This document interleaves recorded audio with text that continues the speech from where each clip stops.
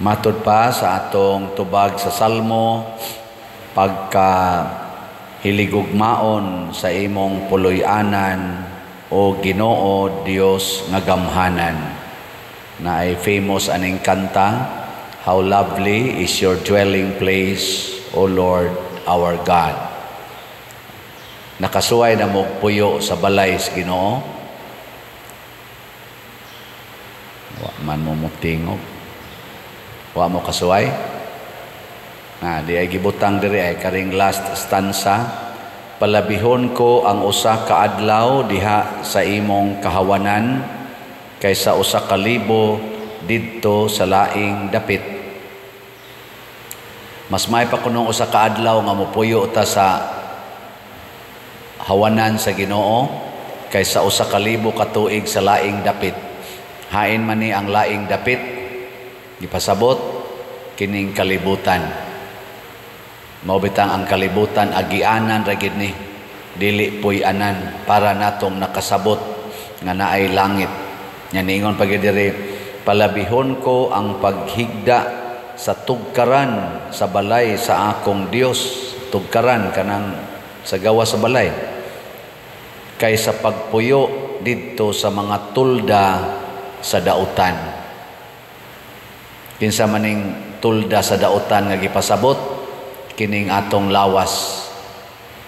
Kining atong lawas, dautan gini siya by nature. Bitaw. Magsigi kag higugma sa imong lawas, mahimo yug kang dautan. Ngano man, maubitan ang atong lawas, madunot gini siya kay dautan manggod. Doon na ray duha ka lawas nga dili dautan dinis kalibutan. Kinsa man tong lawas, kang Jesus o sa mahal nga Birhen Maria. Mo nang nasud tong ilang lawas tuas langit. Pero ang ubang mga lawas, apil ng lawas sa mga santos, nahibilin gyud diri sa kalibutan. Kay natakdan man ta sa kanang gitawag og original sin.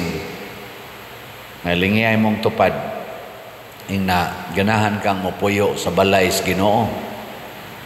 Nako no.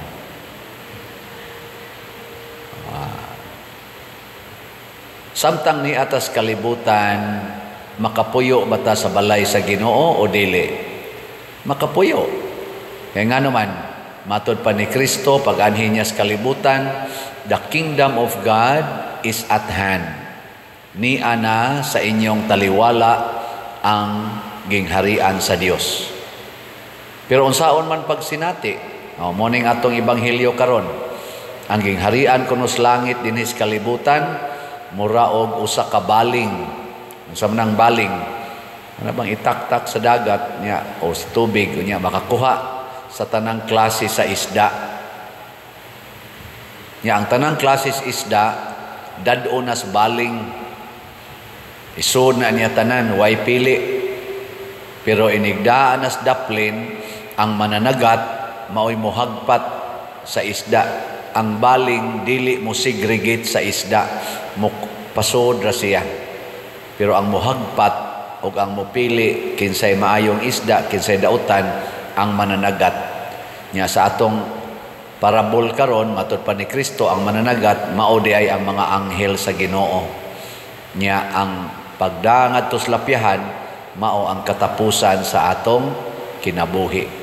So ini kamatay nato, hagpato na tas Ginoo, na ay maimpirno, na ay malangit. Pero samtang buhi pa ta, kuyog ta. Ang buang, ug ang buutan, ang mapuslanon, ug way kapuslanan nga isda, kuyog. Okay, lingihan na sa dimong tupad. Ingna, unsa makang klasiyas isda, dautan o mapuslanon. Ingna ko no. Ngutan na ba? Unsa man ka, iglalabay o tigumonon. Kanus aman ta mahimong mapuslanon nga tao dinhis kalibutan. Mahimo tang mapuslanon kon samas mga santos Maliwat sa tas Ginoo sa iyang pagpuyo dinis kalibutan. Kung tanaw na to ang unang pagbasa, gisgutan diri nga si Moises naghimo sa tuldas Ginoo, balay sa Ginoo, nya ang sentro sa tuldas Ginoo nga mao'y nakapakunsad sa himaya sa Dios, mao ang pulong sa Ginoo, ang sugo sa Ginoo nga gisuwat niadtong mga papan katong bato, the Ten Commandments. So ang makapahimo dahil nato dinhing maayong isda basta magtuman ta sa sugo sa Ginoo. Kung ang sugo sa Ginoo isod nato sa atong hunahuna o kasing-kasing, ang atong lawas mahimong tulda sa Ginoo, balay sa Ginoo. O kana siya mao'y maghatag natong tinuod nga kalipay. Muna, ang tao nga magtuman sa sugo sa Ginoo kanunay gyung malipayon. Ang tao nga magsigig supak-supak sa sugo sa Ginoo, di gina siya malipay. Mao bitaw karon tan-awa ra gud ng atong mga leaders sa atong nasod, abisag sa simbahan. Daghan kayong dili malipayon. Nganuman masinupakon man sa sugo sa Ginoo.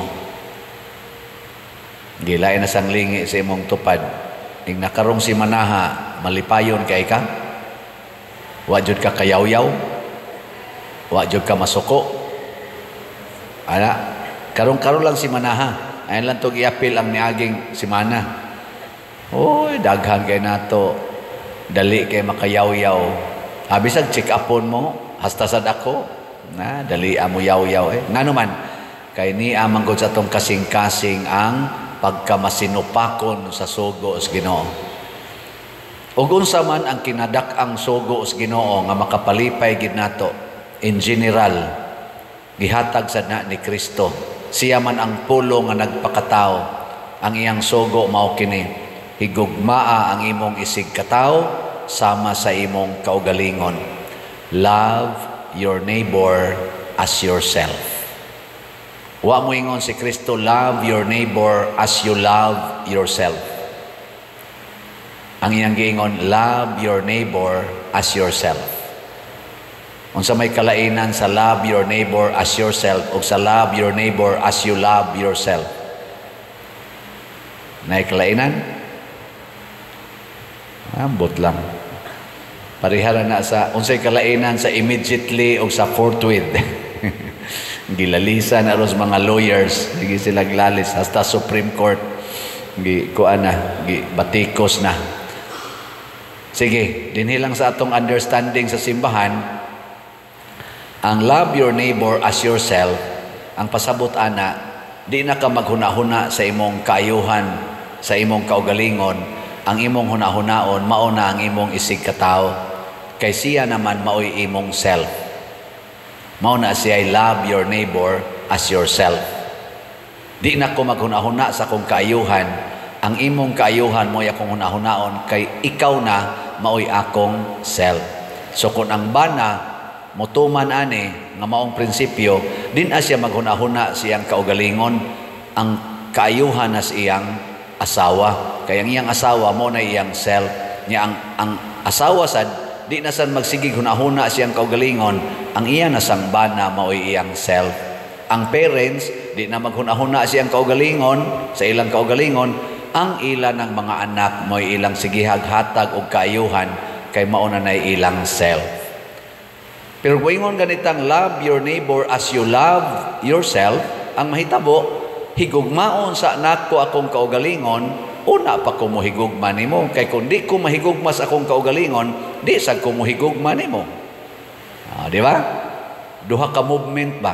Muna kusog kita mo subay-subay. Inigingon nato, ayaw nala nagpaninglang utang. Ngigagod. Hayay kay siya, ako alkansi ko. Di ba? Ang self dayon imong tanawon. Ako'y naning kamot ana. Ana ba? O niya aron kung ikaw, usa ka tawo nga nagplanong maghikog, unsaon nimo paghigugma imong isig katawo nga ang imong kaugalingon imo namang patyon, imo sa nang patyon imong isig katawo. Inomdo mo atong naistorya na usa ka doktor nga ang iyang pasyente kuan man ting ito kanang na-paralyze o niya iyang gioperahan. Murag mahal man ting itog bayad tong gaopera. Inana ba na nag-wheelchair. Nga pag humag-opera niingon maayo na ko ani dok.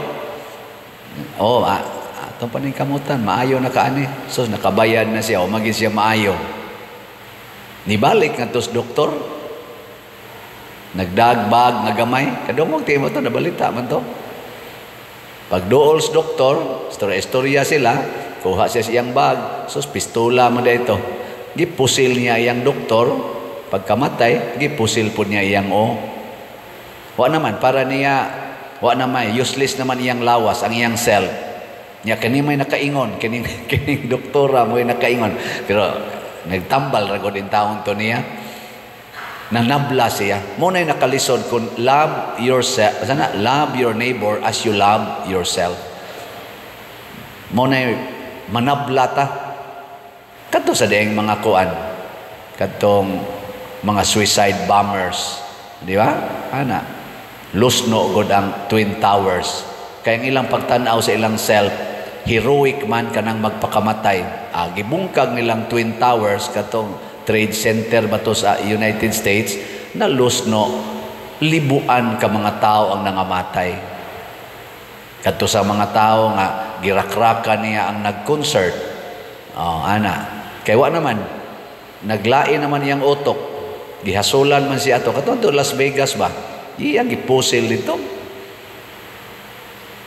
Lain na sang lingi sa imong tupad.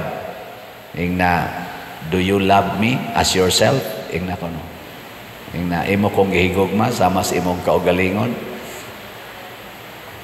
Nindota ka no, if you love me as yourself, di mangutana ko ninyo, do you love me as yourself? Uy, tubag. Adi mo mohigugman ako as yourself? Sa ato pa ako ragi magkarga aning 70 million na utang na ito. Karoon na rabaning Martis na ko dadon nga tos Compostela. Ako ra gid magpasan ani kamo di gid mo apel because you consider me not part of yourself man. Pero ako giisip nako nga kamo akong self. Mo nang di na lang ko maghunahunag na pa ba ko'y stipend, na pa ba ko'y sobra ani. Ang akong hunahunaon nga ang inyong kalipay mao ra gyud akong himuon. So kung magantos ko aning 70 million o unsa kanus aning mabayran, siging baligyag slot ako nang himuon. Nya I love kaning pari nga mupuli nako, I love him man sad as myself. Dili na lang nako siya hatagan aning kahasol aning 70 million. Magpuyo siya ng atong kumbinto nga malipayon, kompleto naman na, nya diha man ta nakautang og 70 million, ako na lang mo karga sa 70 million. No? Pero kamusad, mo practice po mo aning commandment of love, aron sad mo makasud sa gingharian sa Dios, love me as yourself. Ayaw lang sad mo og sigig tigom og kwarta, palit na lang sad mo og slot. Di ba? Hindi man gid mo mutingog. Karon unsaon pagpalit og slot? Mutana ra badayon mo. Dad-a dinhi sa atong parokya, samtang ni apami dinhi. Madomingo na anay manindag slot dihas gawas. Niya kung tuan ako sa Compostela, dad-a dito sa Compostela, dito sa parokya. O ginig misa. O kaha, i-deposito sa atong mga bank accounts o GCash accounts o kwarta padala. Tanawa dinhi sa atong screen. Mao ni ang atong information. Haman to na adong pakita dong. Wa man sao na ade. Win akong natug batong akong IT. Tanawa, mao ni siya. Atong bank accounts, GCash accounts. Akong GCash ugma pa ni magsugod karon close pa ni kay puno pa. Ugma August 1, na sugod na sa ka-open.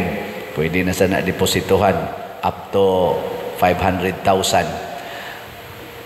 Ipada din 100 pesos lang kining atong grace.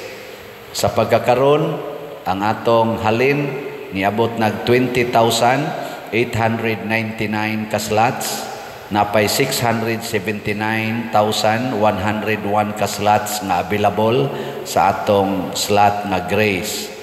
Nga naani 70 slot challenge nga tag 7,000, 97 na sad ka 70 slot challenge ang atong nadawat.